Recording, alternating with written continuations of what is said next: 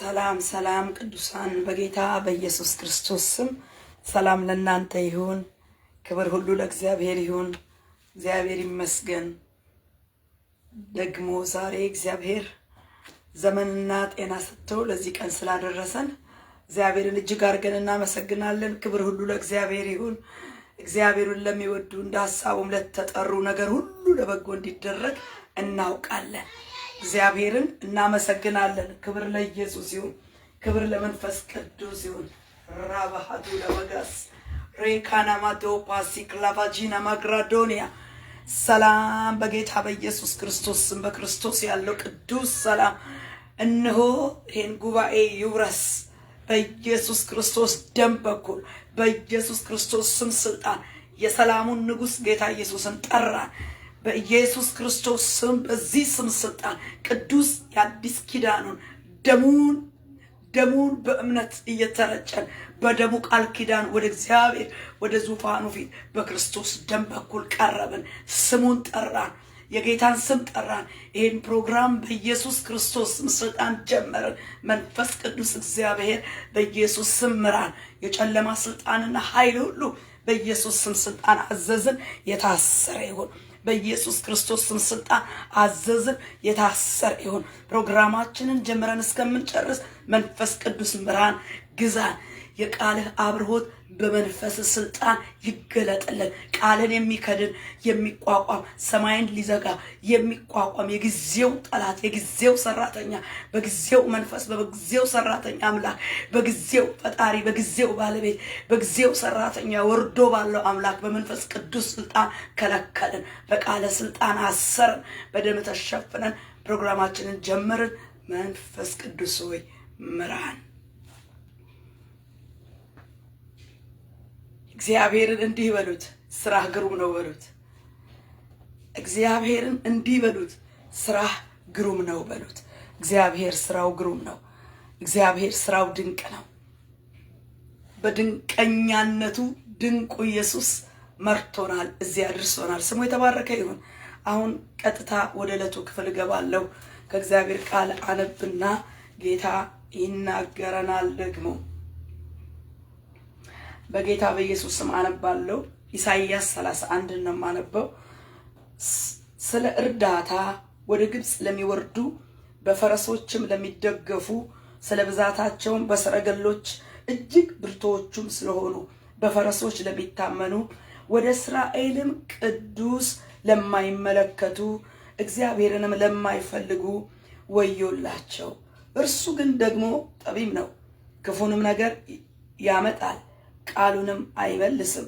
በክፉ አድራጊዎች ቤት ላይ በደልንም በሚሰሩ ረዳት ላይ ይነሳል።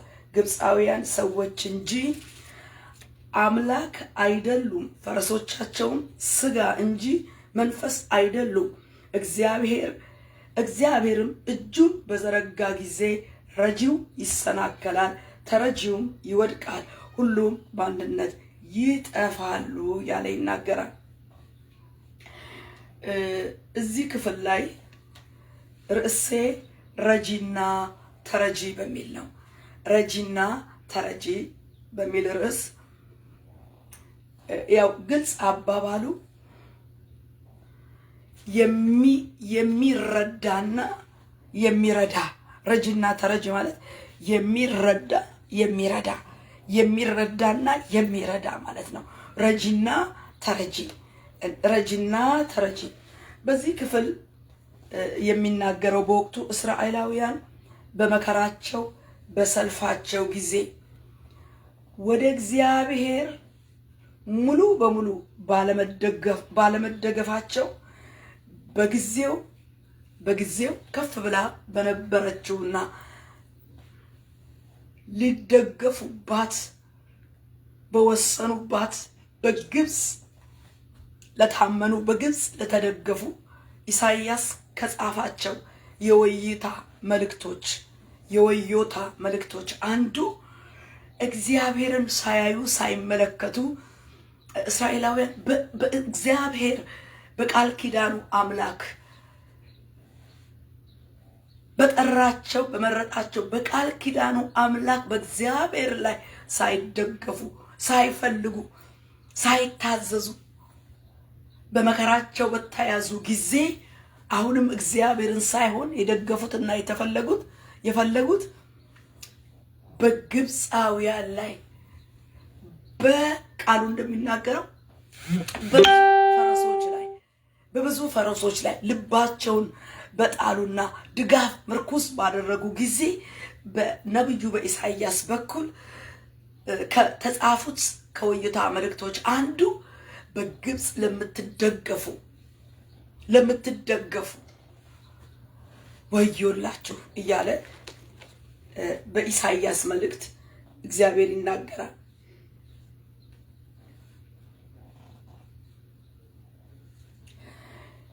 ቀጥታ ቃሉ እንደሚል ስለ እርዳታ ወደ ግብፅ በሚወርዱ በፈረሶች ለሚደገፉ ስለ ብዛታቸው በሰረገሎች እጅግ ብርቱዎች ስለሆኑ በፈረሶች ለሚታመኑ አያችሁ። ስለዚህ አንደኛ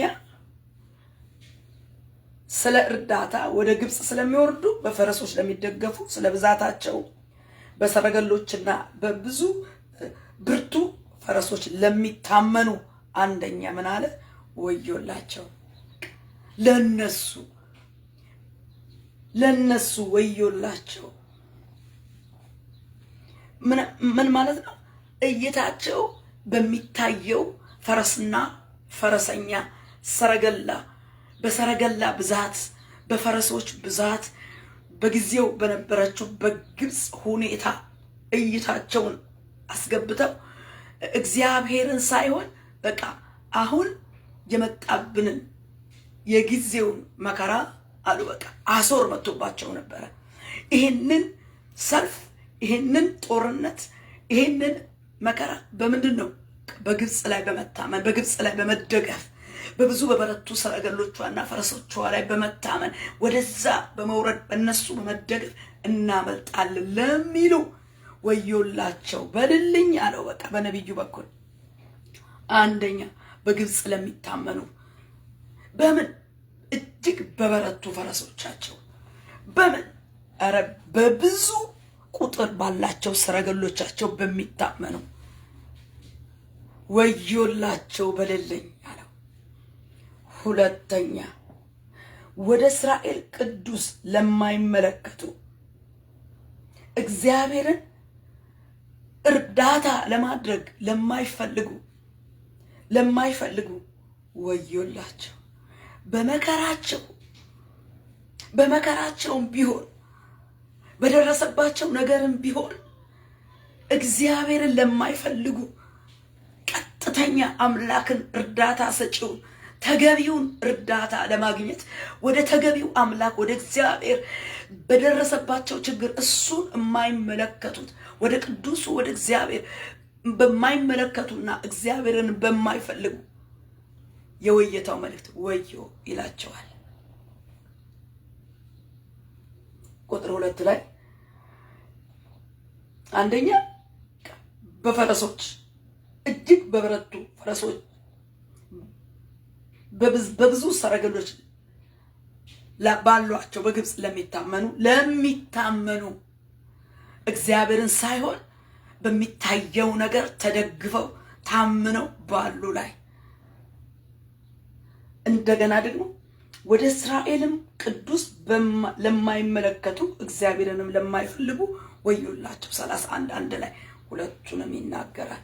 ሶስተኛ ደግሞ በክፉ አድራጊዎች ቤት ላይና በደልን በሚሰሩ ረዳት ላይ እግዚአብሔር ይነሳል። ምንድነው? አንደኛ እዚህ ሶስተኛው ላይ የምናየው ክፉ አድራጊዎች አሉ። ክፉ አድራጊዎች ከክፋታቸው እንዲመለሱ እግዚአብሔር ሁሉ ጊዜ ተመለሱ ይላል። ተመለሱ ከክፉ ስራችሁ ተመለሱ እያለ ይናገራል። ግን በማይመለሱ እንቢተኞች ሆነው ሸምጥጠው በሚሄዱ ክፉ አድራጊዎች እና ደግሞ የሚገርመው በደልን በሚሰሩ ረዳት ለሆኑላቸው። በደልን እኮ እነሱ አይሰሩ። የሶስተኛውን መልእክት በደልን አይሰሩ፣ በትክክልና በቀጥታ በደልን አይሰሩ። ግን በደልን ለሚሰሩ ግን ረዳቶች ናቸው፣ ድጋፎች ናቸው፣ ምርኩዞች ናቸው። በደልን ለሚሰራ በርታ፣ አይዞህ፣ እኔ ያለሁ የሚሉ ኃጢአትን የሚያበረታቱ፣ በደልን የሚያበረታቱ፣ ክፉ አድራጊን የሚያበረታቱ፣ እርዳታ የሚሰጡ እነሱንም ደግሞ ምን አለ? ምንም እንኳን ቀጥተኛ በሆነ መንገድ በደልን ባትሰሩ በደለኛን ግን በደል እንዲያደርግ ምን ታረጋላችሁ? ታበረታታላችሁ። ስለዚህ በደልን ምን ለሚያደርጉ? ለሚረዱ፣ በደለኛን ለሚረዱ፣ በደልን በሚሰሩ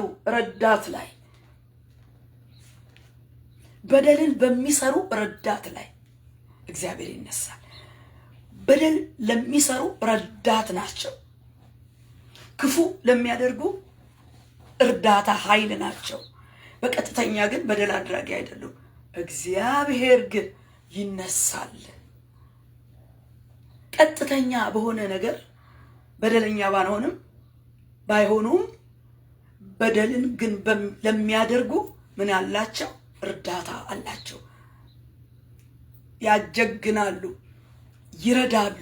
እንደዚህ አይነቶችም ነው ከወዮታ ካለው ከኢሳይያስ ትንቢታዊ መልእክቶች ውስጥ ይችን ነው የምናገራት። ይችን አንዷን ነው የምናገረውና በዚህ በምዕራፍ ኢሳይያስ 31 ላይ እነኚህ ሶስት ነገሮች ፖይንት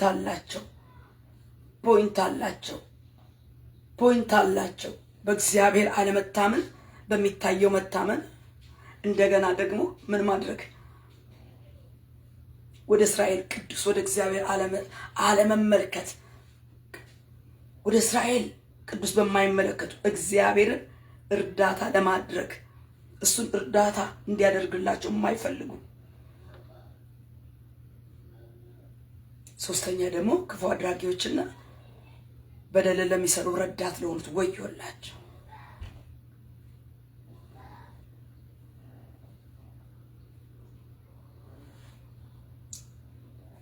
የሚገርም ነው።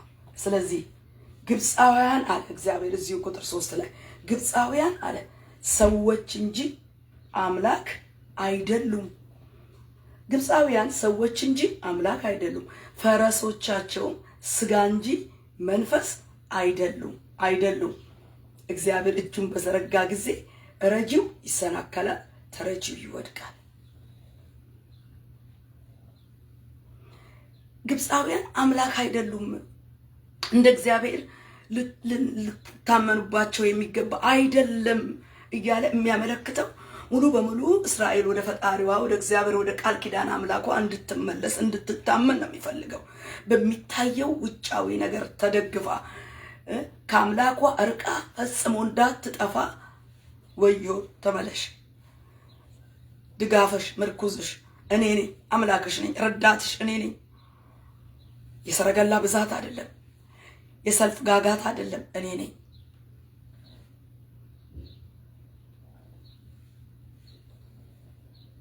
ስለዚህ ነው እግዚአብሔር እጁን በዘረጋ ጊዜ ረጂውንም ያሰናክላል፣ ተረጂውንም ይጥላል፣ ይወድቃል። ምክንያቱም የእስራኤል ረዳት መታመኛ የኪዳኑ አምላክ እግዚአብሔር ነው። የኪዳኑ ሕዝብ መመልከት ያለበት ወደ እስራኤል ቅዱስ ወደ እግዚአብሔር ነው።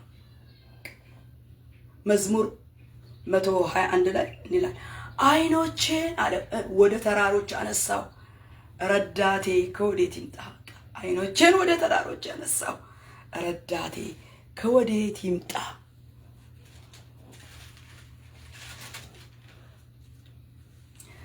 ዓይኖች ከእግዚአብሔር ላይ አንስተን ተራሮች ከፍተኞች ጠንካሮች ነገሮችን ያመለክታሉ። ተራሮች በምድር ተራሮች ከፍ ያሉ ናቸው፣ በምድር ተራሮች ጠንካሮች ናቸው። እና መዝሙረኛው ምን አለ? ዓይኖቼን ወደ ተራሮች አነሳው፣ ታዲያ ረዳቴን ከወዴት ላግኘው አለ። ከወዴት ላግኘው? በቃ መለስ አለና ረዳቴ ሰማይንና ምድርን ከሰራ ከእግዚአብሔር ዘንድ ነው አለ። በቃ ሃሌሉያ። እግዚአብሔር ረዳቱ የሆነለት በልቡም የላይኛው መንገድ የሚያስብ ሰው ምስጉን ነው ይላል በመዝሙር ቅዱስ ቅንፍ 84 ላይ ደግሞ ረዳቱ እግዚአብሔር የሆነለት በልቡም የላይኛው መንገድ የሚያስብ እሱ ምስጉን ነው ይላል። ምስጉን ነው፣ ምስጉን ነው፣ ምስጉን ነው። በክፎች ምክር ያልሄደ ምስጉን ነው። በዋዘኞች ወንበር ያልተቀመጠ ምስጉን ነው። እግዚአብሔርን ረዳቱ ያደረገ ምስጉን ነው። ስለዚህ ዓይኖቼ አለ ወደ ተራሮች አነሳው፣ ረዳቴ ከወዴት ትምጣ? የጭንቅ የመከራ ጊዜ ዓይናችን ወደ ማን ይመለከታል? ወደ ማን ይሆናል? ከበባ አሶር በከበበ ጊዜ፣ ባቢሎን እስራኤልን በከበበ ጊዜ እርዳታ ወደ ማን ይጠየቃል? ጭንቅ በመጣ ጊዜ፣ ምጥ በመጣ ጊዜ፣ መከራ በያዘ ጊዜ ወደ ማን ይኬዳል? ወደ ማን ይጠየቃል? ዛሬስ ወደ ማን ነው የምናየው? ወደ ማን ነው የምንመለከተው? ረዳቴ ሰማይና ምድርን በፈጠረ በእግዚአብሔር ዘንድ ነው። ትክክለኛ እይታ ውስጥ ሲገባ ዓይኖችን ከተራሮች ላይ አንስቻለሁ። በቃ አሁን ተራሮች ላይ አይደለም። ዓይኖቼ ሰማይና ምድር በፈጠረ ተራሮችን በፈጠረ ጠንካራ የሆኑትን ተራሮችን በፈጠረ ኮረብቶችን በፈጠረ ሰማይና ምድርን በፈጠረ በፍጥረቱ ላይ ሳይሆን በፈጣሪ ላይ ነው። ዓይኖቼ ሰማይና ምድርን በሰራው በእግዚአብሔር ላይ ነው አለ። በዚያን ጊዜ ረዳቴ ሰማይና ምድርን በሰራ ከእግዚአብሔር ዘንድ ነው። እግርህን ለመናወጥ አይሰጠው፣ የሚጠብቅ አይተኛም። ኖ እስራኤልን የሚጠብቅ አይተኛም፣ አያንቀላፋም። እግዚአብሔር ይጠብቅሃል። እግዚአብሔር በቀኝ እጅ በኩል ይጋርድሃል። ፀሐይ በቀን አያቃጥልህም፣ ጨረቃ በሌሊት። እግዚአብሔር ከክፉ ሁሉ ይጠብቅሃል፣ ነፍስህን ይጠብቃታል። ከዛሬ ጀምሮ ለዘላለም እግዚአብሔር መውጣት መግባት ግን ይጠብቃል ይላል። በእንዲህ አይነት የኪዳን ጥላና ከለላ ጥበቃ ውስጥ የምትሆነው ዓይኖችህን አንተ ካሰብከው ከሚታዩ ከብዙ ሰረገሎች፣ ከብዙ ብርቱ ከሆኑ ፈረሶች፣ ከጠንካራ ከፍ ካሉ ተራሮች ላይ በማንሳት እግዚአብሔር ላይ ባደረገ ጊዜ፣ መቼ? በከበባው በጭንቁ በመከራው ጊዜ፣ መላ አጥተው ተከበው ባሉበት ጊዜ ወደ ግብጽ መሸሽ አይደለም። በግብጽ ሰረገሎችና ብርቱ ኃያል ሺህ ፈረሶች ባላቸው መታመን አይደለም። በዛው ባለህበት ሁኔታ ውስጥ ሆነ በከበባ ቢሆን፣ በህመም ቢሆን፣ በጦርነቱ በተከበቡበት በአሶር ሰልፍ ቢሆን፣ በባቢሎን ሰልፍ ቢሆን፣ ዛሬም ሰይጣን በዲያብሎስ ምትክ ሆኖ መንፈሳዊ ዓለም ነውና በአሁኑ ዘመን ያለንበት ጦርነት ከበባው ስትሆን ወደ ገሃዱ ዓለም በሚታየው እርዳታ ነው ወይስ ወደ እግዚአብሔር ነው ልባችንን የምንጥረው? በሚታየው ነው በማይታየው አምላክ በፈጣሪ ነው ወይስ በፍጡራን ነው ልባችንን ጥለን አቤት የምንለው? ምንደገፈው ምንታመነው ማንን ነው? ዓይኖቼ ወደ ተራሮች አንቸን ወደ ተራሮች አነሳው፣ ረዳቴ ከወዴት ይምጣ? ጥያቄ ምልክት። በቃ ረዳት፣ እውነተኛ ረዳት ረጂው እግዚአብሔር ሲሆን ነው። ተረጂው ከውድቀት የሚያመልጠው ትክክለኛ ረዳቱን አውቆ ወደ ትክክለኛ አምላኩና ረዳቱ እጁን ከልቡ ጋር ሲያነሳ ነው። እዚህ ጋር ግን ስለ እርዳታ ወዮታ የወጣበት ምክንያት ዓይኖቻቸው ወደ ቃል ኪዳናቸው ወደዛ ወደ እግዚአብሔር ሳይሆን ልባቸውም እግራቸውም ሁለንተናቸውም ኮበለለ። በቃ ወደ ግብጽ እዛ አለ ምን መደገፊያ፣ ምን ብዙ ሰረገሎች፣ ብርቱ ፈረሶች መደገፊያ ሆነው ሊያስመልጡ የሚችሉ ሆነው በጊዜው በዓይናቸው ላይ ስላለ በግብጽ ፈረሶች ሰረገሎች ትታመናላችሁን? ወዮላችሁ! በዚህ ለሚታመኑ ያለ የእግዚአብሔር ቃል ይናገራል። ዳዊት በሳኦል ዘመን ፍልስጤማዊ ጎልያድ ሲገዳደራቸው ብዙ ጭፍሮችን ይዞ በብዙ ጭፍሮች ተከቦ በሳኦል ዘመን ሳኦልና ህዝቡ ያን ተግዳሮት መመከት አቅቶት አንድ ወር ጠዋትና ማታ እየተመላለሰ ጸጥ ብሎ ለአንድ ጎልያድና ለጭፍሮቹ መልስ አጥቶ በተግዳሮት ውስጥ በወደቀ ጊዜ የሳኦል መንግስት ምንድነው የሆነው? ትንሹ ዳዊት እረኛው፣ የመጨረሻው የእሴይ ልጅ እረኛው ትንሹ ዳዊት ለወንድሞቹ ሰልፍ ላይ ላሉት ወንድሞቹ እንደምናቀው ስንቅ ሊያቀብል መጥቶ ከአባቱ ተልኮ ያደረገው ምንድነው? በቃ ታሪኩን እናቀዋለን። ይሄንን አለ። በማን ስም ነው የገጠመው? ማንን? ያ ብላቴና የጦር ልምድ የለው፣ የጦር ስልጠና ምንም ስልጠና ምንም ታክቲክ የለው፣ ምንም የጦር ስልት የለው፣ ምንም ጦርም ትጥቅም አልለበሰም። ምንም እረኛ በኮረጆ ውስጥ የወንጭፍ ድንጋይ ነው የያዘው፣ ጠጠር ነው የያዘው። ነገር ግን ውስጡ ግን የተቀመጠ ነገር ነበረ። እግዚአብሔር በውስጡ ያስቀመጠው ትልቅ ነገር ነበረ። በቃ እምነት ነበረው።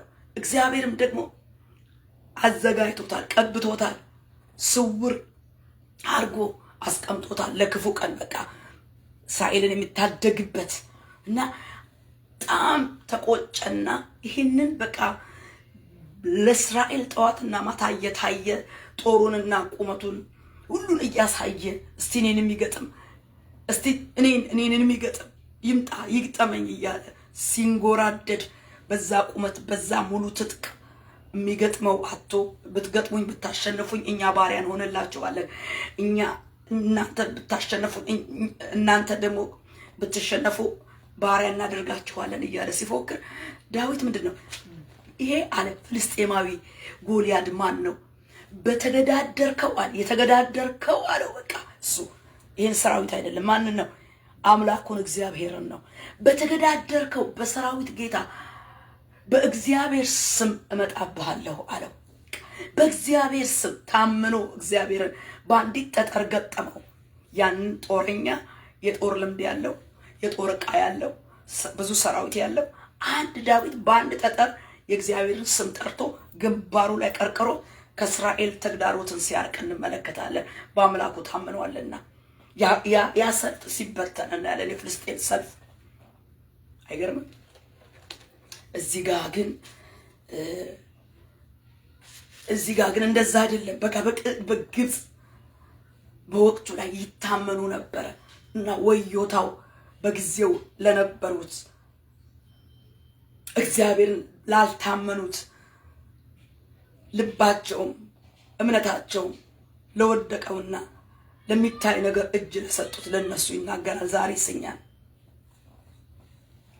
ዛሬ በገሃድ ዓለም በግልጥ ከመጣው አስጨናቂ መከራ ጀርባ ያለው ኃይል በሚታይ ፈረስና ሰረገላ ብዛት ሳይሆን የሚሸነፈው አቤቱ አይኖቻችን ባንተ ላይ ናቸው። ከዚህ ሰልፍ ከዚህ መከራ ከዚህ ችግር ጀርባ አሁንም መንፈሳዊ በሆነው ዓለም ላይ ያለው ጦርነት በስጋ ደግሞ በሚታይ ዕቃ ጦርና ጋዱ በሚዳሰሰው እውነታ ላይ ያለውን ችግር ስናይ ለችግሩ መንበርከክ ወይም ደግሞ ትክክለኛ ረጂ ወዳልሆነው ነገር አቅጣጫ መቀየር ሳይሆን ዛሬም ጨክኖ በሁኔታ ውስጥ ከጀርባው ያለውን ለይቶ አቤቱ እግዚአብሔር ሆይ ተነስ። አይኖቻችንን በተለይ በዚህ በመጨረሻ ዘመን ላይ ያለው ተግዳሮት በዚህ በመጨረሻ ዘመን ላይ ስላለን ይህ ተግዳሮት በማን ነው የሚወድቀው? ከቤተ ክርስቲያን፣ ከግል፣ ከቤተሰብ፣ ከምድር፣ ከህዝባችን፣ ከምድራችን፣ ከዓለማችን ይሄ የመጨረሻው ዓለም ተግዳሮት በማን ነው የሚወድቀው? በማን ነው የምንታመነው?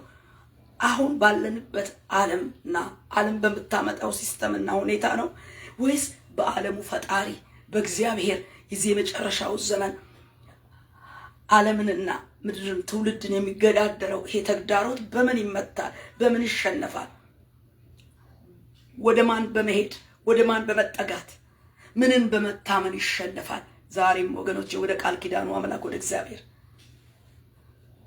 ትክክለኛ ረጂውን በመመልከት አካሄዳችን ሊረዳንና ትክክለኛ ሊያወጣን ወደሚችል ወደ እግዚአብሔር በክርስቶስ ኢየሱስ ደም በኩል ወደ እግዚአብሔር ስንቀርብ የእግዚአብሔር እርዳታ እናገኘዋለን።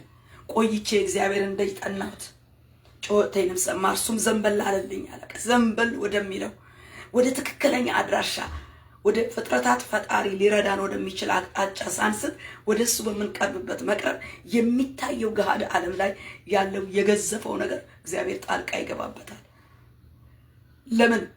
ራሳችንን አዋርደን ረጂውን ተረጂውን ዋነኛውን ረጂውን እግዚአብሔር በድለናል። አቤቱ የመጣብንን መከራ እኛ ልንወጣው አንችልም፣ ወይም ሌሎች ሊረዱን አይችሉም ብለን አይኖቻችንን ወደ እግዚአብሔር እናንሳ። ወዮ ወደ እግዚአብሔር ወዮ ከተባለ ወይታ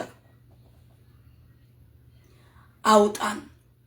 ወዮ ለራሳችን፣ ወዮ ለሕዝባችን፣ ወዮ ለምድራችን አውጣን። ወዮታን ከኛ የሚያርቅ በመስቀል ላይ የተሰራው የክርስቶስ ምሕረት ደሙን ይዘን ወዮ ከተባለው ነገር ያወጣል እግዚአብሔር። ግን ረጂው ማን ነው? ወደ ማን ነው የምንቀርበው?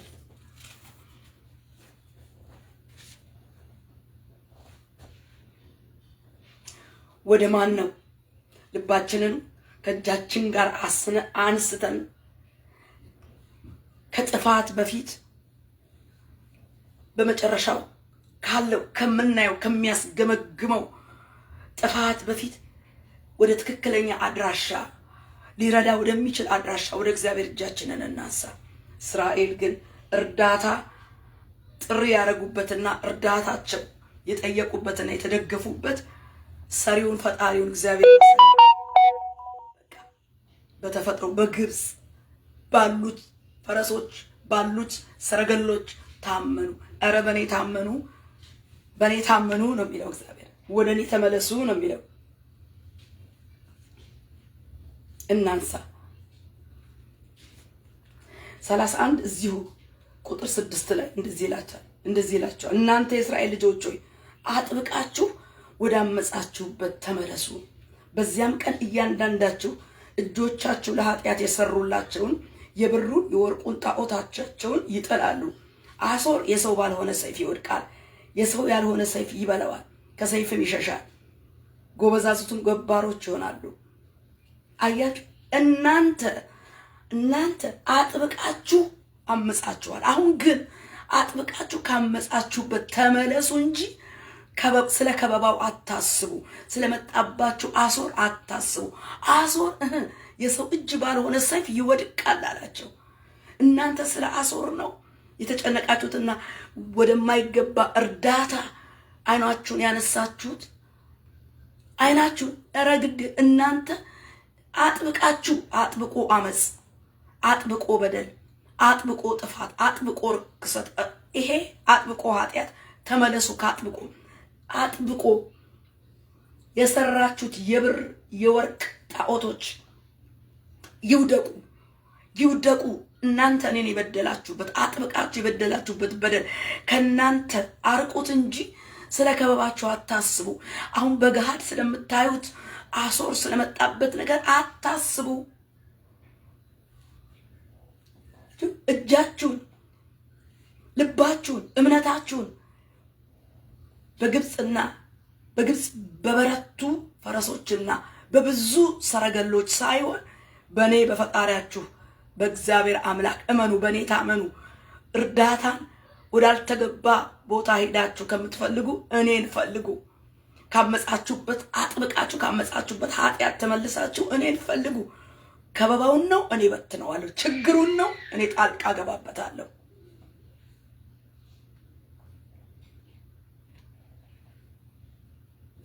የሚገርም ነው። እንዲህ ይላል የእስራኤል ቅዱስ 30:15 ላይ ጌታ እግዚአብሔር እንዲህ ይላል፣ በመመለስና በማረፍ ትድናላችሁ፣ በጸጥታና በመታመን ኃይል ይሆንላችኋል። እናንተም እምቢ አላችሁ፣ ነገር ግን በፈረስ ላይ ተቀምጠን እንሸሻለን እንጂ እንዲህ አይሆንም አላችሁ። አላቸው። በቃ በፈረስ ላይ ተቀምጣችሁ በፈረስ ብትሸሹ፣ በፈጣን ፈረስ ብትሸሹ ምን ይላል? በፈጣን ፈረስ ላይ ተቀምጠን እንሸሻለን አላችሁ። ስለዚህ የሚያሳድዷችሁ እንደው ፈጣኖች ይሆናሉ ይላል። በቃ እናንተ በፈጣን ፈረስ ላይ ብትሸሹ እንደዛው ደግሞ ችግሩ ይፈጥናል። አዋጭው መፍትሄው ምንድነው? ተመለሱ። የእስራኤል ቅዱስ እግዚአብሔር እንዲህ ይላል፣ በመመለስና በማረፍ ትድናላችሁ፣ በጸጥታና በመታመን ኃይል ይሆናላችኋልና። ስለዚህ አጥብቃችሁ ወደ አመጻችሁበት ተመለሱ የእስራኤል ልጆች ሆይ ይላል። አጥብቀን የያዝነው አመጽ፣ አጥብቀን ከያዝነው ክፋት እንመለስ እንጂ በአይናችን ጎልቶ በገሃድ የታየው ችግርና ከበባ ወደ እግዚአብሔር አጥብቀን ከያዝነው ኃጢአት ጥለን ስንመለስ እሱ ምልስ አምላክ ነው ያለን፣ ይመለሳል። ስለዚህ ዛሬ ወደ ትክክለኛ ሊረዳን ወደሚችል አምላክ በመታመን ልብና እጃችንን እግራችንን ሁለንተናችንን ወደ እግዚአብሔር እናንሳ፣ ወደ እሱ እንመለስ። አጥብቀን ከያዝነው ጥፋት ለቀን ወደ ትክክለኛ ረጂው አምላክ ወደዛ ፊታችንን እናቅና። የሚታየውን ችግር አንፍራው። ስንመለስ እግዚአብሔር ጣልቃ ገብቶ ነገሩን ይመልሰዋል። በዓለማችን፣ በምድራችን፣ በትውልድ፣ በቤተ ክርስቲያን፣ በቤተሰብ ይሄ የምናየው ነገር ሁሉ እግዚአብሔር አጥብቀን ከያዝንበት ስንመለስ ይመለሳል። አሶር ይመለሳል። ሁለተኛ ነገሥት 18 ላይ በንጉሥ ሕዝቅኤል ዘመን አሶር ከበበና በሚገርም ሁኔታ አስጨነቀ። አሶር ከበበ፣ አስጨነቀ። እንዲህ አለ፣ ሕዝቅኤል በእግዚአብሔር ታመኑ እያለ አያታላችሁ አለ። ደግሞም አለ የሚገርም ነው፣ የአሶር ንጉሥ ሰናክሬም በራፋስቂስ አድርጎ የላከው ቃል እንዲህ ይላል። የሚገርም ነው። እንዲህ ይላቸዋል 18:21 እነሆ በዚህ በተቀጠቀጠ በሸምበቆ በትር በግብፅ ትታመናለህን? ሰው ቢመረኮዘው ተሰብሮ በእጁ ይገባል ያቆስለውማል። የግብፅ ንጉሥ ፈርዖን ለሚታመኑበት ሁሉ እንዲሁ ነው ይላል። አዎ ትክክል ነው። ቅድም በግብፅ ለሚታመኑ ወዮታ ከቀረበበት አንዱ ይሄ ነው። በግብፅ ብትታመነው ብትመረኮዘው ተሰብሮ በሚወጋ በሚያቆስል በሱ መታመን የለብህም። ዋይ ዋይ ወዮ እንዲህ ለምታደርግ በሱ ፈረስ በሱ ሰረገላ በሱ ሁኔታ ይላል። እዚህም ጋር ይመጣና ሰናክሬም የአሶር ንጉሥ ምን ይላል? ሲያስፈራራ ወደ እስራኤል ይመጣና አዎ በግብፅ ንጉሥ እንዲህ የተቀጠቀጠ ሸምበቆ ነው እሱ ብትመረኮዘው የተሰበረ ነው የተቀጠቀጠ ሸምበቆ ምን ዋጋ አለው? ምን እንኳን ላንተ ለሱም ድጋፍ አይሆንም። ነገር ግን ይመጣ እሱን እንደዛ ይልና በእግዚአብሔር ደግሞ እግዚአብሔር በእኔ ታመኑ ነው የሚለው። በማንም በምንም እንድንደገፍ ሳይሆን በራሱ እንድንደገፍ ነው። ይሄ ግን ምን ይላል? በእግዚአብሔርም አትታመኑ፣ በእግዚአብሔርም አትታመኑ። እንዲህ ካለ በኋላ ስለ ግብፅ ከተናገረ በኋላ እናንተም በአምላካችን በእግዚአብሔር እንታመናለን ብትሉኝ ሕዝቅያስ ይሁዳንና ኢየሩሳሌምን በኢየሩሳሌም ባለው በዚህ መስዋዕት ቤት ስገዱ ብሎ የኮረብታ መስገጃ መሰዊያዎችን ያስፈረሰ ይህ አይደለምን? እንግዲህ ከጌታዬ ከአሶር ንጉሥ ተወራረድ ይላል። በቃ የታላቁ የአሶር ንጉሥ ቃል ስሙ፣ የንጉሱን ቃል ከእጄ ያድናችሁ ዘንድ ሕዝቅያስ አይችልም። ሕዝቅያስ እግዚአብሔር ያድናል እያለ አታላችሁ፣ እግዚአብሔርም አያድንም፣ የግብፅም ንጉሥ አያድንም እያለ ታዲያ ማን ነው የሚያድነው? ማን ነው ታዲያ የሚያድነው? የአሶር ንጉሥ እኔ ያድናቸዋለሁ፣ ለእኔ እጅ ስጡ፣ ለእኔ ገብሩ።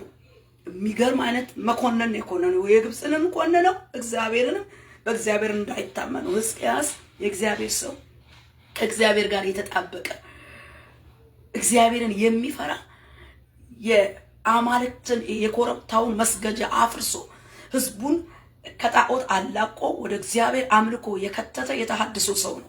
ይሄ ሰው ደግሞ ይሄ ሰው ደግሞ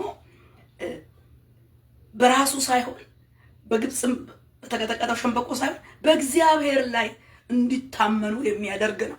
መጣና በእግዚአብሔር ላይ እንድትታመኑ አያድርጋችሁ፣ ከእጄ ሊያድናችሁ አይችልም፣ እጅ ስጡ ይል ጀመረ። ወገኖቼ ሰይጣን ዛሬም እንደዚህ ነው ያለው። በቃ በእግዚአብሔር እንዳንታመን፣ እግዚአብሔር በሰጠን ነገር ታምነን በምድር እንዳንሰማራ፣ ታምነን በእግዚአብሔር ላይ ተደግፈን እንዳንኖር እግዚአብሔር አያድንህም፣ ይሄም የምታየው አያድንህም፣ ለኔ ገብር። እሱ ደግሞ ሲያስገብረን ጥቁር እረድ፣ ቀይ እረድ፣ ነጭ አምጣ፣ ጥቁር አምጣ ብሎ ደም አፍስስ ብሎ ነው። ደም አፍስስ ብሎ በደም ቃል ኪዳን ገብቶ ነው። አዲስ ኪዳን ደግሞ ደሙን አፍስሶ ነፃ አውጥቶ በነፃ አምልከኝ ነው የሚለው። ዛሬም በእስራኤል አምላክ በእግዚአብሔር አትደገፍ፣ በግብጽም አትደገፍ። የተቀጠቀጠ ሸምበቆ ነው፣ ለኔ እጅ ስጥ። የታላቁን የአሦር ንጉስን ቃል ስማ ነው የሚለው። በቃ ከእግዚአብሔርም አትደገፍ፣ ከሚታየውም አትደገፍ። ማን? እኔን ግን እግዚአብሔር ይመስገን። ይህ የእግዚአብሔር ባሪያ ንጉስ ሕዝቅያስ እጁን ወደ እግዚአብሔር አነሳ። በቃ በዚህ ጊዜ ወደ ማንም አይደለም። በቃ ግራ የሚያጋባ ነው። እግዚአብሔርም አያድንም ብትታመኑበት፣ ይሄኛውም የሚታየው አያድንም። ወደ ማን ነው ታዲያ የሚያድነን በሚባልበት ግራ አጋቢ ዘመን ሕዝቅያስ ሰንጥቆ ወደ እግዚአብሔር መጣ። የተጻፈ ደብዳቤ፣ የሚያስፈራራ ደብዳቤው በእግዚአብሔር ፊት ሁሉ በቃ ልብሱን ቀደደ። ንጉሱ ማቅ ለበሰ። በእግዚአብሔር ፊት ራሱን አዋረ። ወዮ አለ። በቃ ወዮ፣ አንተ ነህ ትክክለኛ እኔንም ህዝቤንም ምድሬንም የምታድን። በዚህ ህዝብ ላይ ይሄው ተከቧል። ሰናክሬም እንዲና እንዲቃልኮብናል። ምን ይሻላል ብሎ በእግዚአብሔር ፊት ወደቀ። እጁን ወደ እግዚአብሔር አነሳ። እግዚአብሔር ሰማው። ይህ ቀን ይላል የመከራ የተግሳጽ የዘለፋ ቀን ነው። ልጆች የሚወለድበት ጊዜ ደርሷል። ለመውለድ ግን ኃይል የለም። ምናልባት በሕያው አምላክ ላይ ይገዳደር ዘንድ ጌታው የአሦር ንጉሥ የላከውን የራፋስቂን ቃል አምላክ ይሰማ እንደሆነ እባክህ እግዚአብሔር ስለሰማው ቃል ይገስጸው እንደሆነ ስለዚህ ለቀረው ቅሬታ ጸልይ አሉት። እንዲሁ ለነቢዩ ለኢሳይያስ ንጉሱ መልእክቱን ላከ። በእግዚአብሔር ፊት ጮኸ። ለነቢይ መልእክቱን ላከ። ነቢዩ ደግሞ ወደ እግዚአብሔር ጮኸ። መልእክትን ሲልክለት ለንጉስ ሕዝቅያስ እንዲህ አለ። የአሞጽ ልጅ ኢሳይያስ እንዲህ ብሎ ወደ ሕዝቅያስ ላከ። የእስራኤል አምላክ እግዚአብሔር እንዲህ ይላል፣ ስለ አሦር ንጉሥ ስለ ሰናክሬም ወደ እኔ የለመንከውን ሰምቻለሁ። እግዚአብሔር በእርሱ ላይ የተናገረው ቃል ይህ ነው። ድንግሊቱ የጽዮን ልጅ ቀላል አድርጋለች፣ በንቀትም ስቃባለች። የኢየሩሳሌም ልጅ በላይ ራሷን ነቅንቃለች። የተገዳደርከው የሰደብከው ማን ነው? ቃልን እስከፍ ከፍ ያደረከው ዓይንህን ወደ እኔ ያነሳው በማን ላይ ነው? በእስራኤል ቅዱስ ላይ ነው። እግዚአብሔር መልስ ሰጠ።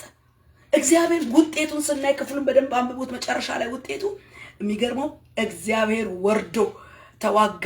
በአንድ ሌሊት 185,000 ሰራዊት ያ አያድናችሁም ያለው እግዚአብሔር መልአኩን ልኮ ያ የፎከረውን የሰናክሬምን ሰራዊት 185,000 በአንድ ሌሊት ሁሉ በድን ሆነው ተገኙ። ራሱ ሰናክሬም ራሱ በልጆቹ ሰይፍ ተገሉ። በአንድ ሌሊት ምሽቅ ሲል እግዚአብሔር ክብሩን ሲገልጥ አየን። ለምን? እግዚአብሔርን ረዳቱ አድርጎ ወደ እግዚአብሔር እጁን አንስቷላ። ግራ አጋቢ ነው ነገሩ፣ ግራ ያጋባል። እግዚአብሔርም አያድንም። ሕዝቅያስ አያታላችሁ። የግብጽም ንጉስ የተቀጠቀጠ ሸምበቆ ነው፣ አያድንም። ማን ይምጣ? በዚህ ጭንቅ ጊዜ ከበባው በዙሪያ ነው፣ ይፎክራል። ማን ይምጣ? ይሄን ጥሶ ይሄን ድምጽ ጥሶ ወጣ። በቃ አያድንም የሚለውን ድምጽ ያድናል ብሎ ሕዝቅያስ ጥሶ ወጣ። በቃ ያድናል እግዚአብሔር። ይህ ግን የተግሳጽ የመከራ ቀን ነው አለ። በቃ የተግሳጽ የመከራ የዘለፋ የችግር ቀን ነው። በዚህ ጊዜ ግን ወዴትም አንሄድም። በቃ ወዴትም አንሄድም። ግን በዚህ ውስጥ አምላኬን አምናለሁ ብሎ ልብሱን ቀዶ ወደ እግዚአብሔር እጁን ዘረጋ። እግዚአብሔር ምን አደረገው? ሰማው። ውጤቱን ስንመለከት እግዚአብሔር ድል በድል ሲሰጣቸው እንመለከታለን። እግዚአብሔር ይመስገን። እንዲህ ነው። ስለዚህ ዛሬ በደረሰብን ነገር ልክ እንዲህ ጠላት እየፎከረ እግዚአብሔር አያድንህም፣ እምነትህን ጣል፣ ያድናል እያልክ የምትሰግድለት አያድንህም፣ ገብር፣ ለኔ እጅ ስጥ፣ ያኛውም አያድንም፣ ይሄኛውም አያድንም፣ እኔ ነኝ አሁንም አያድንህ ብሎ ሰይጣን የራሱ መንገድ ሲያመቻችልን ቆርጠን ልክ እንደ ሕዝቅያስ እግዚአብሔር ሆይ በዚህ ጭንቅና ምጥ ሰዓት ላይ ልጆች በሚወለዱበት ጊዜ ለመውለድ ኃይል በጠፋበት በዚህ ጊዜ ወሳኝ ሰዓት ነው። ለመውለድ ተደርሷል። ምጥ ነው ግን አምጦ ለመውለድ ኃይል አጣች። የቃል ኪዳኒቱ አገር ኃይል አጣች። ሕዝቅያስ በሚመራበት በዚያን ጊዜ ኃይል አጣች። ዛሬ እግዚአብሔር ሆይ ኃይል አጣን፣ አርግዘናል፣ ለመውለድ ኃይል አጣን የምንል ግራ አስገቢ በጣም አዋኪ የሆነ ነገር ገጥሞን ያለ ጨክነን እረ እግዚአብሔር ያዋጣል፣ ብንሞትም እንኳ በቃ እግዚአብሔር ያዋጣል። ስለዚህ ያድናል፣ እግዚአብሔር ያድናል። አዎ አድኗል አባቶቻችንን፣ እኛንም ዛሬ ያድናል። ስለዚህ የሰይጣንን ሽንገላ ሰብረን በጭንቅ ውስጥ እጆቻችንን ወደ እግዚአብሔር ወደ ትክክለኛው ረጂ እርዳታ ለማግኘት እናንሳ። እግዚአብሔር ከጭንቅ ከምጥ ከጣር ያወጣል፣ ከልቅሶ ሸለቆ ያወጣል፣ ከከበባ ያወጣል፣ ከሞት ያወጣል፣ ከጦርነት ያወጣል። ዓለማችን በተጨነቀችበት፣ ህዝባችን በተጨነቀበት፣ ቤተክርስቲያን በተጨነቀችበት እኛ የእግዚአብሔር ሰዎች ዛሬ ወደ ማን ነው አይናችን? ወደ ማን ነው እርዳታችን? ለምድር ልንደርስ፣ ለትውልድ ልንደርስ በዚህ ጭንቅና መውለድ ባቃተበት ኃይል ጠፍቶ ምጥ ግን አፋፍሞ ባለበት የመጨረሻ ሰዓት ላይ አለቆ ለመውለድ ኃይል የለም። ይህ ጊዜ የዘለፋ የመከራ የተክሳስ ቀን ነው። ልጆች የሚወለዱበት ጊዜ ደርሷል። ለመውለድ ግን ኃይል የለም አለ። በቃ ኃይል በታጣበት በዚህ ጊዜ እግዚአብሔር የለም አድን በሚባልበት ጊዜ ያድናል ብሎ እውነተኛውን ረጂ እግዚአብሔርን መጠየቅ ያስፈልጋል። እግዚአብሔር በእንደነኛ አይነት ሰዎች ደስ ይለዋል። መዝሙር 117 እግዚአብሔር የፈረስን ኃይል አይወድም ይላል፣ በሰው ጭንም አይደሰትም። ነገር ግን እግዚአብሔርን በሚፈሩት በምሕረቱም በሚታመኑት ይደሰታል ይላል መዝሙር ቅንፍ 147። የፈረስ ኃይል ማለት የሰው ጭን ማለት ከእግዚአብሔር ውጪ ባለ ኃይል ምን ማለት ነው? መታመን ወገኖች፣ ብዙ በዘመናችን ያሉ ኃይሎች ያስፈልጋሉ፣ የመርዳት ኃይል አላቸው። ግን መታመን በማን ነው? እግዚአብሔርን አምነን እሱን ዋና ክንድ አድርገን በምሪቱ እንንቀሳቀሳለን። እግዚአብሔር ውጣ ግባ ባለው መስመር እንወጣለን። ግን ዋና አይናችን ተስፋችን በማን ነው? እግዚአብሔርን ዋና ረዳት ተስፋው ረዳቱ ሳያደርግ ሰው መታመኛውን ከእግዚአብሔር ውጪ አድርጎ በሚታየው በሚጠፋው ወይም በተፈጠረ ነገር በሚያምን እንደ እስራኤል በዚያን ጊዜ በግብጽ በበረቱ ሰረገሎችና ፈረሶች በታመነችው ወዮልሽ ተባለች። ወዮ ከዋይታው አንዱ በግብጽ ለተደገፉት ዋይታ ወዮላችሁ። ወደ ግብጽ ለሚወርዱ በፈረስ ለሚደገፉ ስለ ብዛታቸው በሰረገሎች እጅግ ብርቶች ስለሆኑ በፈረሶች ለሚታመኑ ወደ እስራኤል ቅዱስ ለማይመለከቱ እግዚአብሔርን ለማይፈልጉ ወዮላቸው ነው የሚለው። ከወዮታ ለመውጣት እንደ ሕዝቅያስ በጭንቅና በጣር ሰዓት ወዮ አቅቶኝ ነው ምን ላድርግ ታዲያ? አንዳንድ ሰዎች ልክ እንደ ሳኦል ችግር ምጥ ሲይዛቸው ሳኦል በተጨነቀ በመጨረሻ ሰዓት ላይ ወደ ጠንቋይ ቤት ነው ሄደው፣ ወደ አሟራች ቤት ነው ሄደው። አሟርችልኝ አላ። ጦርነት እኮ መጥቶበታል፣ ፍልስጤማውያን መጥተዋል። ሳሙኤል የለም። እሱ ከእግዚአብሔር ፈቃድ ከመስመሩ የወጣ ሰው ነው እና የማይወጣበት ጦርነት ሲገባ የመጨረሻ ወዴት ነው ሄደው? ወደ ጠንቋይ ቤት፣ አሟራች ጠሪ ቤት ሄደ። እግዚአብሔር ከዚህ ይጠብቀን። ወደ ትክክለኛ ወደሚረዳ ወደ እግዚአብሔር እጃችንን እስከ መጨረሻው እንድናነሳ በመከራም ቢሆን በከበባም ቢሆን በየትኛውም ሁኔታ ውስጥ ግን ሳኦል ፍልስጤማውያን በከበቡት ጊዜ ጦርነት በከበበው ጊዜ ወደ እግዚአብሔር ሳይሆን ወደ ጠንቋይ ቤት ሄደ። አሟርችልኝ በሟርት ሊያመልጥ ፈለገ፣ ግን አልቻለም። ተሟርቶም ከሙታን መንፈስ አሟራችሁም ተጠርቶ መጥቶ ሳኦል በዛ ጦርነት ድል አላገኘም። እዛው ላይ ነው ያለቀው። አይናችን ዛሬ ወዴት ነው? በመጨረሻ ጭንቅ በሆነበት ሰዓት በሞትም በደንም አንተ ፊት ነው፣ አንተ ማረኝ፣ እጄን ወደ አንተ ላንሳ ብለን በግል ለሆነ በሀገር ለሆነ በቤተ ክርስቲያን ለሆነ ነገር ወገኖች፣ ይልቁንም የእግዚአብሔር ቅዱሳን ቤተሰቦች እጆቻችንን ወደ ሰማይ አምላክ ወደ እግዚአብሔር እንፈልግ። በግብጽ በተቀጠቀጠ ሸምበቆ ቢደገፉት ቢመረኮዙ ተሰብረው በሚወጋ በግብፅ በበረቱ ፈረሶች በግብፅ ብዛት ባላቸው ሰረገሎች ታምነው የእስራኤልን አምላክ ጥለው ወደ ግብፅ እየሄዱ ላሉት ወዮላችሁ። እግዚአብሔርን ወደ እግዚአብሔር አደራረግ የማትመለከቱ እግዚአብሔርንም ያልፈለጋችሁ አሁን ጥላችሁ እየሄዳችሁ ያላችሁትን አለ። በቃ በዚያን ጊዜ ነብዩ ወዮላችሁ አለ። ወየተው አንዱ ይሄ ነበር። ስለዚህ እዚህ ጋር እግዚአብሔር በፈረስ ጭን አይደሰትም ማለት በፈረስ ጉልበት በሰው ጭን አይደሰትም፣ በፈረስ ኃይል አይደሰትም። በምንድን ነው የሚደሰተው? እግዚአብሔርን በሚፈሩት በምህረቱ በሚታመኑ ይደሰታል። ሰው በድሎ ልክ እንደ ዳዊት ብዙ ትልልቅ ነገር በድሎ የእግዚአብሔርን ምህረት ታምኖ ከልቡ ማረኝ በቃ ምድር፣ ትውልድ፣ ህዝብ፣ ቤተክርስቲያን በድላ ወደ ጥፋት ከመሸሽ ይልቁንም በምህረቱ መታመንና በእውነት ልብን ማዋረድ በቃ እግዚአብሔርን በሚፈሩ በምህረቱ በሚታመኑት ይደሰታል። ዳዊትን የተደሰተበት ከሳኦል ይልቅ አላጠፋም እንዴ? አጥፍቷል። የኦሪዮን ሚስት ራሱ ኦሪዮን ምን እንዳደረገና ቃልን በቤት ውስጥ ምን እንደሆነና ቃልን ግን ምንድነው ልቡ ሽብርክ የሚል የሚዋረድ ልብ ስላለው ግን ይመለሳል። በምህረቱ ይታመናል። በፈረስ ጉልበት የሚታመን ደስ አይለው። በሰው ጭን፣ በሰው ኃይል፣ በሰው ጉልበት የሚታመን እግዚአብሔር ደስ አይለው። ዛሬ ማን ነው የኪዳን ውስጥ መታመኛችን? እርዳታዬ ብሎ ትክክለኛ ረጂና ድጋፍ አድርጎ የያዘው ማንን ነው? ማንን ነው የያዝነው?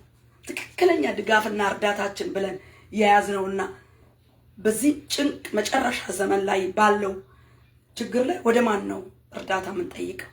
ወደ ማን ነው ጮቲ? እንደ ንጉስ እንደ ሕዝቅያስ እግዚአብሔር አይድ ብትታመኑት ሕዝቅኤል አታላችሁ አያድንም። እግዚአብሔር ተከባችኋል፣ ተይዛችኋል፣ እጅ ስጡ፣ ወደ ግብፅም እንዳትሄዱ የተቀጠቀጠ ሸምበቆ ነው። ወደዚህ ምንም ወደ እግዚአብሔርም እንዳትታመኑት አታላችሁ አያድንም። እግዚአብሔር ከእጅ አትወጡ እያለ ሲል እግዚአብሔር በዛው ሌሊት ጥርሱን ነክሶ ማቅ ለብሶ ጨርቁን ቀዶ አዋርዶ ራሱን ባሪያው አለ። ነብዩም አብሮ አለ። ወደ እግዚአብሔር ጮህ። እግዚአብሔር መልእክት መጣ እንዳለው ተናገረ። በዛው ሌሊት ፎካሉ ሲወድቅ እንመለከታለን። ወገኖች ወደ እግዚአብሔር ከልባችንን ወደ ትክክለኛ አድራሻ ወደሚረዳው አምላክ እንጂ ወደሚታየው ወደ ተቀጠቀጠው ሸምበቆ ወደ ብዛቱ ወደ ሰረገላ ወደ ብዛቱ ወደ ፈረስ ኃይል አንመልከት፣ አንታመን፣ እንመለስ። አጥብቀን ከራቅንበት አጥብቀን ከጠፋንበት ተመልሰን በድለናል። አዎ በደል እሱም ይፈልገው ከበደል ተመልሶ በእሱ ምህረት ታምኖ እሱን በሚፈራ እግዚአብሔር ድልን ይሰጣል። እግዚአብሔር ይመስገን። መዝሙር 20 እንዲህ ይላል፣ እነዚያ በሰረገላ እነዚህም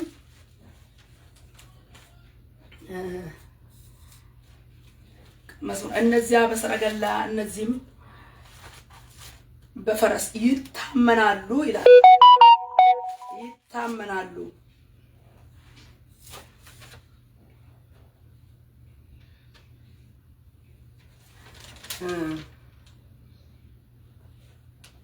ሃሌሉያ። እነዛ በፈረስ እነዚህ በሰረገላ ይታመናሉ። እነዚያ በሰረገላ እነዚያም በፈረስ ይታመናሉ። እኛ ግን በአምላካችን ስም ከፍ ከፍ እንላለን። እነሱ ተሰነካከሉና ወደቁ፣ እኛ ግን ተነሳን ጸንተንም ቆምን ይላል።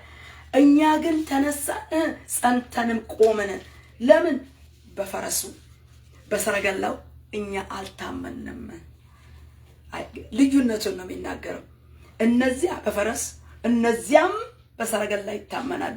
እኛ ግን በእግዚአብሔር በአምላካችን ስም ከፍ ከፍ እንላለን። እነሱ ውጤታቸው ተሰነካክለው ወደቁ፣ እኛስ ውጤታችን ብንወርቅ ምን ሆነን? ተነሳ፣ ደግሞ ጸንተን ቆመን። አይገርምም? ይሄ ነው ልዩነቱ። ጸንቶ የሚያቆም እግዚአብሔር ነው። ከመሰነካከል ከመውደቅ የሚያነሳ እግዚአብሔር ነው። መዝሙር ቅንፍ 20 ያነበብኩት ቁጥር 7 ነው ወገኖቼ። እነዚያ በሰረገላ እነዚያም በፈረስ ይታመናሉ፣ እኛ ግን በአምላካችን በእግዚአብሔር ስም ከፍ ከፍ እንላለን። እነሱ ተሰነካክለው ወደቁ፣ እኛ ግን ተነሳን ጸንተን ቆምን። ክብር ለመንፈስ ቅዱስ ይሁን። አቤቱ ንጉሱን አድነው፣ በጠራንህም ቀን ስማን። ኢየሱስ ጌታ ነው ወገኖች። ልዩነቱን በጣም አጉልቶ ያሳያል። እነኛ በሰረገላ እነኛ በፈረስ የታመኑት ምን ሆኑ? ተሰነካክለው ወደቁ። ረጂው ይሰናከላል፣ ተረጂው ይወድቃል። ረጂና ተረጂ ነው ርዕሴ። ረጂውም ይሰናከላል፣ ተረጂውም ይሰነካከላል። ረጂው ይሰናከላል፣ ተረጂው ይወድቃል ነው ኢሳይያስ 31 ላይ። እዚህም ላይ እርዳታውን እግዚአብሔር ያላደረገ በፈረስ በሰረገላ ለታመነ ተሰነካክሎ ይወድቃል። እኛ ግን ተነሳን ይላል። ተነሳን የሚለው የወደቀ ነው። መውደቅ ቢኖርም እኛ ግን ተነሳን። መነሳትን ብቻ ሳይሆን ደግሞ ጸንተን ቆምን። አይገርምም? ይሄ ነው ውጤቱ። ጸንተን ቆምን። የእግዚአብሔር ስም ይላል የጸና ግንብ ነው፣ ጻድቅም ሮጦ ወደሱ ምን ይላል? ከፍ ከፍ ከፍ ይላል። እምነቱ እግዚአብሔር የሆነለት ሩጫው መስመሩን ይዞ እያጠበጠበ ወደ እግዚአብሔር ለሚሮጥ እሱ ምንድነው? እምነቱ ክርስቶስ፣ እምነቱ እግዚአብሔር የሆነለት ከፍ ከፍ ወደሚያደርገው ወደ አለቱ ወደ እግዚአብሔር የሚሮጥ መንገዱን እሱ ያደረገ ከፍ ከፍ ነው የሚለው። የእግዚአብሔር ስም የጸና ግንብ ነው፣ ጻድቅም ሮጦ ከፍ ከፍ ይላል። ወገኖቼ በክርስቶስ ኢየሱስ ያመንን ውድ ወገኖች ዛሬ እምነታችንን ልባችንን የጣልንበትን ነገር እንፈትሽ። የሰናክሬም ጩኸት እግዚአብሔር አያድንህም፣ ያስከው እምነት አያድንህም፣ እስካሁን የተከተልከው እምነት አያድንህም፣ አሁን የከፋ ነገር ነው ያለው ብሎ እያስጮኸ ውሻ ታሰረበት እንደሚጮህ እየጮኸ እምነት ሊያስጥል የሚፈልግ ቢኖር ሰናክሬም እሱ ነው የወደቀው። እግዚአብሔርን የያዘው ሕዝቅያስ ግን አልወደቀም። ልዩነቱ ምስክሩ የእግዚአብሔር ቃል ነው። ሕዝቅያስ እሱም ህዝቡንም በዛን ጊዜ እግዚአብሔር አስመልጦታል። ስለ ባሪያዬ ስለ ዳዊት ስለ ስሜም ስልችን ከተማ አድናት ዘንድ እጋርዳታለሁ ነው ያለው። ጋረዳት፣ ከተማቱን ጋረዳት፣ አስመለጣት፣ ህዝቡን አስመለጠ። ሰናክሬም ግን ፎክሩ ያንንም ከእጅ ያላስጣሉም ያንንም ይሄን እኔን አድርጌያለሁ ብሎ የፎከረው ብዙ አገር ድል የነሳበትን አሳይቷቸው ነበር። አሁንም ከእጅ አታመልጡ ብሎ ግን አልቻለም። በማላይ ቆሟላ ባሪያው ወደ እግዚአብሔር፣ ነብዩም ቆሟላ ከንጉሱ ጋር ተስማምቶ ቆሟል። ነብዩም በእግዚአብሔር ፊት እግዚአብሔር መልስ አመጣ፣ አድነዋላ። ዛሬ ወገኖቼ ወደ ማን ነው እምነታችንን ምን እየሸረሸረው ነው? እንመን። አሁንም እጃችንን ወደ እግዚአብሔር እንጂ የምናየው ከባባድ ነገር ልባችንን እንዳይጥለው። እግዚአብሔር ዛሬም ያድናል፣ ነገም ለዘላለምም ያድናል።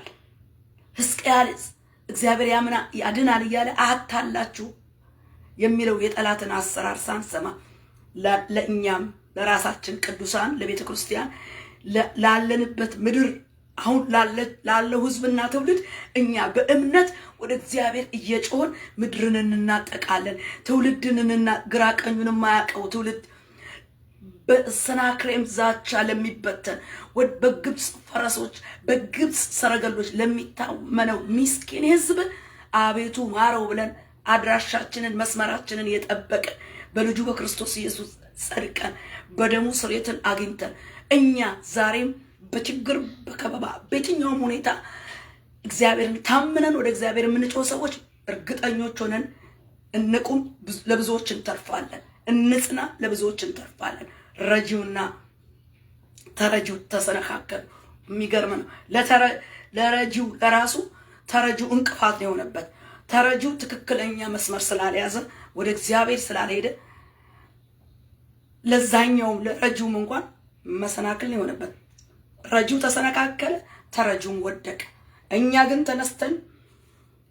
ግን ተነሳን ጸንተንም ቆምን ይላል የእግዚአብሔር ቃል። እውነት ነው። ክብር ለእግዚአብሔር ይሁን። ስለዚህ እርዳታ የሚፈልገው ተረጂ ወደ ትክክለኛ አምላክ ወደ እግዚአብሔር እጁን ከልቡ ጋር ያንሳ። ያለዛ ተረጁ መንገዱን ስቶ እግዚአብሔርን ንቆና ርቆ የሚናገረውን ድምፅ አልሰማ ብሎ ለመረዳት ወደ ግብጽ እየወረደ ያለው እሱም እግዚአብሔር በግብጽ ለታመኑት ወዮላችሁ ነው ያለው። ወዮላችሁ ነው ያለው። ከእግዚአብሔር ቃል አፈንግጦ አልሰማ አልታዘዝ ብሎ ወደ ግብጽ እየወረደ ላለው ረጂውንም ተረጂው ይሰነካከሉ ነው። ለምን? ግብጽ ምን አይደለች? አምላክ አይደለም። ፈረሶቿ መንፈስ አይደሉም አለ። በቃ አይደሉም መንፈስ። እኔ እግዚአብሔር መንፈስ ነው፣ የሚሰግዱለትም እግዚአብሔር በእውነትና በመንፈስ ነው የሚሰግዱለትም በእውነትና እሱ መንፈስ ነው በስጋ እንዳስሰው። ስለዚህ ለእንደዚህ ነው እንደምትታመነው እያለ ነው የሚናገረው።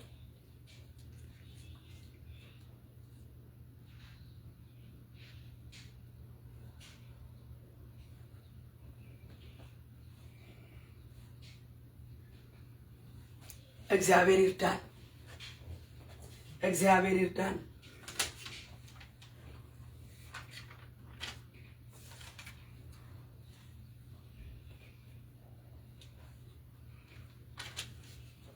እግዚአብሔር ይርዳን።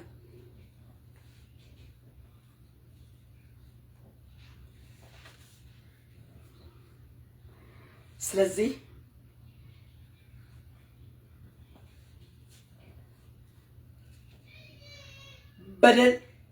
በደል ሳይገኝበት በደለኛውን የረዳ ደግሞ ምን ይላል? እሱም ልክ እንደ በደለኛው እኩል ነው። የሚረዳ እኩል ነው። ይሰነካከላል። ኢሳይያስ ይህንንም ይናገራል። በክፉ አድራጊዎች ቤት ላይ በደልን በሚሰሩ ረዳት ላይ ይነሳ። ግብፃውያን ሰዎች እንጂ አምላክ አይደሉም፣ ፈረሶቻቸውም ስጋ እንጂ መንፈስ አይደሉም። እግዚአብሔር እጁን በዘረጋ ጊዜ ረጂው ይሰናከላል፣ ተረጂው ይወድቃል፣ ሁሉም በአንድነት ይጠፋሉ። የሚገርም ነው። ከተረጂው የተነሳ ረጂውም ይወድቃል። ረጂውን እንኳን አሰናከለው። ለምን? ተረጂውም ሰው ብቻ ናቸው። እግዚአብሔር ነው አምላክ። ሰው ብቻ ስለሆነ ፈረሶቻቸው ስጋ፣ እነሱም ስጋ ብቻ ስለሆኑ ተሰነካክለው ይወድቃሉ። ስለዚህ ለረጂው እንኳን መሰናከል አትሁን። እግዚአብሔርን እርዳኝ በለው ነው። ይሄ መረዳዳት መልካም ሆኖ ሳለ መረዳዳት ግን እግዚአብሔርን መታመኛ እንጂ ሰውን ታምነህ እግዚአብሔርን ጥለበሰው መታመን እሱ ነው ችግሩ። መረዳዳትማ መልካም ነው። መረዳዳት ግን እግዚአብሔርን መታመኛ አድርገህ ነው እንጂ እግዚአብሔርን መታመኛ ስታደርግ እግዚአብሔር ራሱ የሚረዳ ሰው ያስነሳል። የሚረዳ ያስነሳል። ግን እግዚአብሔርን ዋና ረጂ ሳታደርግ እግዚአብሔርን ጥለህ ሰውን ሁኔታን እርዳታ ብትጠይቅና ብትደገፍበት ያንንም እንደ በደለኛን እንደረዳ አድርጎ እግዚአብሔር በሁሉም ላይ ይነሳል። ረጂው ይሰናከላል፣ ተረጂው ደግሞ ይወድቃል ይላል እና ወደ እነኚህ መናፍስታዊ ዓለም ስንሄድ ደግሞ የሚረዳዱ አሉ። ወደ መናፍስት ዓለም ደግሞ ስንመለከት ረጂና ተረጂ የሚባሉ የሚረዳዱ አሉ። የሚገርም ነው። ኢዮብ 3:8 ላይ ስንመለከት ቀኑን የሚረግሙ ሌዋታንን ለማንቀሳቀስ ይላል። ሌዋታን ማለት ብሄርሞት ይለዋል፣ ዘንዶ ይለዋል፣ የባህር አውሬ ይለዋል። ከባዱን ዋንኛውን አለቃውን ሌዋታን እንዲረዳው የሌዋታንን እርዳታ ለማግኘት ሌዋታንን እንደ ሞተር ለማንቀሳቀስ የሌዋታንን እርዳታ ለማግኘት ረጋሚው ቀኑን የሚረግሙ ሌዋታንን ለማንቀሳቀስ ቀኑን የሚረግሙ ይርገሙት ይላል ኢዮብ ላይ። ምን ማለት ነው? ሌዋታን እንዲነሳ ትልቁ አለቃው እንዲነሳ ረጋሚው ሞተር ሆኖ አንቀሳቀስ ምን ቀንን በመርገም ትውልድን በመርገም ዘመንን በመርገም የሚረግመው እርግማን ልክ ሌዋታንን ምን ያደርገዋል? እንደ ሞተር ያንቀሳቅሰዋል ይላል። ለእርዳታ ያስነሳሰዋል። ለእርዳታ ዋናው ሌዋታንን ያነሳሰዋል። ኢሳይያስ 27 ፈጣኑን እባብ ጠማማውን እባብ ሌዋታንን ይለዋል። ሌዋታን ይለዋል። በኢዮብ 40 ላይ ደግሞ በጉማሬ መልክ የባህር አውሬ ሆኖ ትልቅ ግዙፍ አካል ያለው ጠንካራ እንደሆነ ይናገራል። እና ምን ልላችሁ ነው ባጭሩ እዚህ ጋር ብሄሞት ወይም ጉማሬ የሚባለውን እዛ ክፍል ምን ያህል ኃይል እንዳለው ጠንካራ እንደሆነ ቅርፊቱ ቆዳው ጠንካራ እንደሆነ የተገጣጠመ ንፋስ መውጫ እንኳን የማያስገባ የሆነ አንድነት ያለው ጉልበት ያለው አውሬ እንደሆነ ይናገራል። እና አሁን ስለሱ ላወራ ሳይሆን ግን ምንድነው ይህንን ግዙፍ ሌዋታንን ለማንቀሳቀስ እሱ እንዲረዳ ለማድረግ ቀንን የሚረግም ረጋሚ ይነሳል። ያንቀሳቀስ ቀን የሚረግም አያችሁ፣ ረጋሚው እንደ በለዓም አይነቱ ማለት ነው። እንደ በለዓም አይነቱ ረጋሚ ሟርተኛው ጠንቋው የሚረግመው የሚያንቀሳቅሰው አለቃው ኃይለኛው ተነስቶ እንዲሰራ ጥፋት እንዲያደርግ በቀናት በዘመናት በትውልድ ሁሉ ላይ ለክፋት እንዲንቀሳቀስ ረጋሚው ጥሪ ያቀርባል። ረጋሚው ጥሪ። ለዚህ ነው እግዚአብሔር ዘመንን ዋጁ ይላል። ቀንን መዋጀት፣ ዘመንን መዋጀት፣ የራሳችንን ዘመን የዓለምን ዘመን ቀንና ቁጥሮቹን መዋጀት ያስፈልጋል። ቀን የሚረግም አለ፣ በቀን የሚሰራ ቀንን ሲረግም ሰራተኛው ዋንኛው ሌዋታን ይነሳል ማለት ይረዳዳል። መናፍስቶች ይረዳዳሉ፣ ኮኔክሽን አላቸው፣ ይረዳዳሉ። ዋናውን ሌዋታንን ለማስነሳት ረጋሚው ቃል ማውጣት አለበት። የእርግማን ቃል በወጣ ጊዜ በቀን ላይ፣ በወር ላይ፣ በዘመን ላይ፣ በትውልድ ላይ ያኛው ኃይለኛው ደግሞ ሌዋታን ይነሳል። ሞተሩ ሲከፍትለት ያኛው ይነሳል። በእንዲህ አይነት መረዳዳት በመናፍስት ዓለም ውስጥ አሰራር አለ፣ አደራረግ አለ ማለት ነው።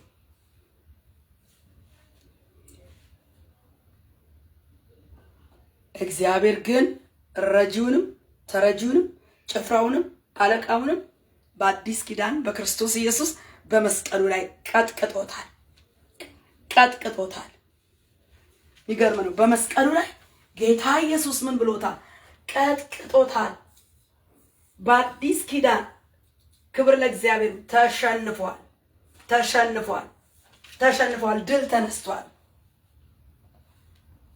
ድል ተነስቷል። እግዚአብሔር በክርስቶስ ኢየሱስ ረጂውንም ተረጂውንም ምን ብሏል? ድል ነስቶታል። ረጋሚውንም ሞተር ሆኖ የሚነሳውንም ረዳት ሆኖ የሚነሳውንም ሌዋታንንም የወደቀውን እባብ የተጣለውን የጨለማውን አሰራር ክርስቶስ በመስቀሉ ላይ ረግጦታል። ወገኖች ዛሬ ማን ነው ረዳታችን? ማን ነው ትክክለኛ መንገድ ይዘን እርዳታችን ማን ነው? ክብር ለመንፈስ ቅዱስ ይሁን። እርዳታችን ማን ነው? የመርዳት የመጣል ኃይል ከእግዚአብሔር ዘንድ ነው ይላል። የመርዳትና የመጣል ኃይል ከእግዚአብሔር ዘንድ ነው።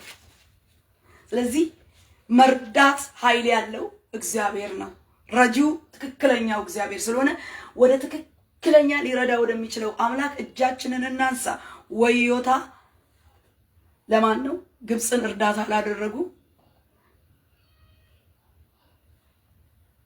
ወዮታ በእግዚአብሔር ላልታመኑ።